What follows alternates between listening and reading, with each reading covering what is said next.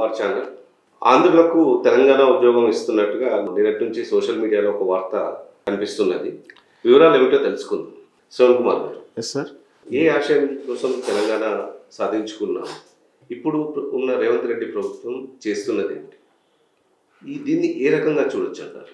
నిజంగా ఈ వార్త చూసిన తర్వాత నాకు చాలా బాధ అనిపించింది. అసలు ఒక 5 నిమిషాలు నిశ్శబ్దం వహించినట్టే.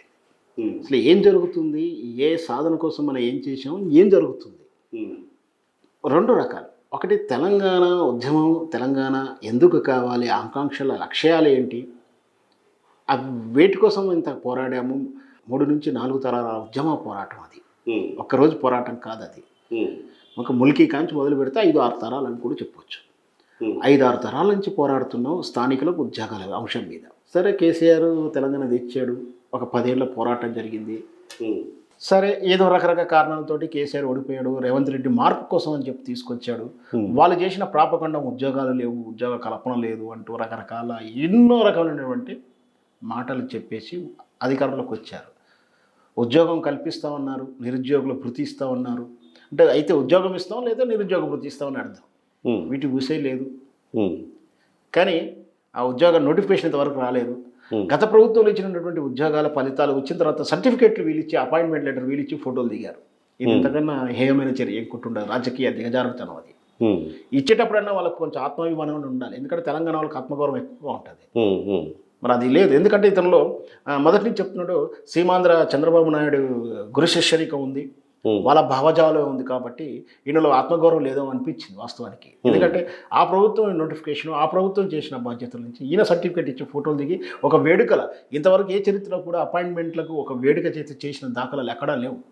ఒక ప్రభుత్వ ఉద్యోగులు ఆటోమేటిక్గా సదన్ డిపార్ట్మెంట్ అపాయింట్మెంట్ అంటూ పోస్టుల్లోనో బయాంటో ఇస్తారు. దానికి ఒక వేదిక ఫంక్షన్ చేసి ఇవ్వడం అనేది, అది ఇక దాన్ని ఏ విధంగా నిర్వచించాలో కూడా మాటలు సరిపోవట్లేదు. సరే, అవన్నీ ఒక అయితే ఇక్కడ రఘునాథ్ రెడ్డి అనే వ్యక్తి చనిపోవడం తర్వాత కుమారుడి రామరెడ్డికి మున్సిపల్ అడ్మినిస్ట్రేషన్ ఆఫీసర్లో దాంట్లో అడ్మినిస్ట్రేటర్గా ఇవ్వడం అనేది కారణం. ఇతరు ఎవరంటే కుమారుడు సీమాంధ్రలో చెందిన రాయలసీమ ప్రాంతం చెందిన వ్యక్తి. తండ్రి ఇక్కడ ఉద్యోగం చేసి ఉండవచ్చు, అతను మాత్రం అక్కడ రాయలసీమకు చెందిన వ్యక్తిగా తెలుస్తుంది. అంటే ఇక్కడ ఆ కారుణ్య నియమకుడు దయా ఉదయంతో ఇవ్వడం అనేది ఒక క్లాసు. అదంతవరకు బాగానే ఉంది. అతనికి ఇవ్వడం నాకు అభ్యంతరం కాదు. ఇతడు రాయలసీమ వ్యక్తి ఎలా అర్హుతాడే అనేది ఒక క్వశ్చన్. రెండవదిగా కారుణ్య నియామకాలే లేవు వాస్తవానికి. ఎంతో కష్టపడితే కానీ కారుణ్య నియామకాలు రావడం అనేది చాలా అరుదుగా ఉన్న సందర్భంలో కేవలం ఇతడు రాయలసీమ సీమాంధ్ర ప్రాంతానికి చెంది చంద్రబాబు నాయుడు గైడ్లైన్ ప్రకారం ఏమైనా సూచనల ప్రకారం రేవంత్ రెడ్డి పనిచేశాడా అనేది ఒక అనుమానం. రెండవది, ఇక్కడ రెడ్డి సామాజిక వర్గం కాబట్టి ప్రాధాన్యత ఇచ్చాడని కూడా సోషల్ మీడియాలో వాదన నడుస్తుంది. ఏదైతేనేమి ఇట్లాంటి నియామకాలు వచ్చినప్పుడు ఆల్రెడీ టీఎస్పీఎస్లో మనకు చైర్మన్ దాంట్లో సభ్యునిగా ఒక సీమాంధ్ర అధికారిని పెట్టినట్టు కూడా మనకు తెలుసు.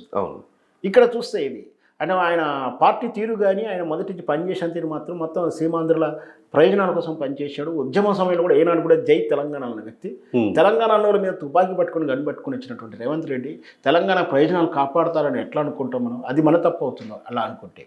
సో ఈ విధంగా మనం ఎన్నుకున్నటువంటి నాయకుడిని, చూసినటువంటి నాయకుడిని తప్పుగా ఎన్నుకుని ఈరోజు తెలంగాణ ప్రయోజనాలు కాపాడతలేడు అని బాధపడడం అనేది సమంజసమైన విషయం అయితే కాదు.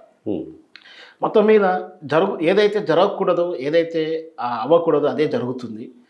ఎంత కష్టపడి తెలంగాణ ఏర్పడటానికి కానీ తెలంగాణ వచ్చిన తర్వాత కూడా వాస్తవానికి కేసీఆర్ మీద ఒక అపవాదం ఉంది, ఉద్యోగ కల్పన చేయలేదని. కానీ గణాంకాల ప్రకారం చూస్తే అన్ని స్టేట్ల కన్నా ఎక్కువ పోస్టులు ఇచ్చినటువంటి రాష్ట్రం ఏదో ఉందంటే తెలంగాణ రాష్ట్రం. ఇన్ని ఉద్యోగాలు ఇచ్చినా కూడా, అన్ని రాష్ట్రాల కన్నా ఎక్కువ ఇచ్చిన ఉద్యోగాలు ఇచ్చినా కూడా ఉద్యోగాలు ఇవ్వలేదని ఒక అభూత కల్పన ఒకటి వచ్చింది. కొంత జాప్యం జరిగిన మన వాస్తవం. ఆ జాప్యానికి కారణం ఏంటో ఎవరికి అర్థమైందో కాలేదు. వాస్తవానికి ఏంటంటే తెలంగాణ ఏర్పడింది ఏంటి, దేశం మీద నియామకాలు ఏం కావాలి, మన ఉద్యోగాలు మనకు కావాలి. ఇక్కడ ప్రాక్టికల్గా జోనల్ అనేది ఒక వ్యవస్థ ఉంది. ఈ జోనల్ ప్రకారం రాజ్యాంగం ప్రకారం ఏర్పడిన వ్యవస్థ అది.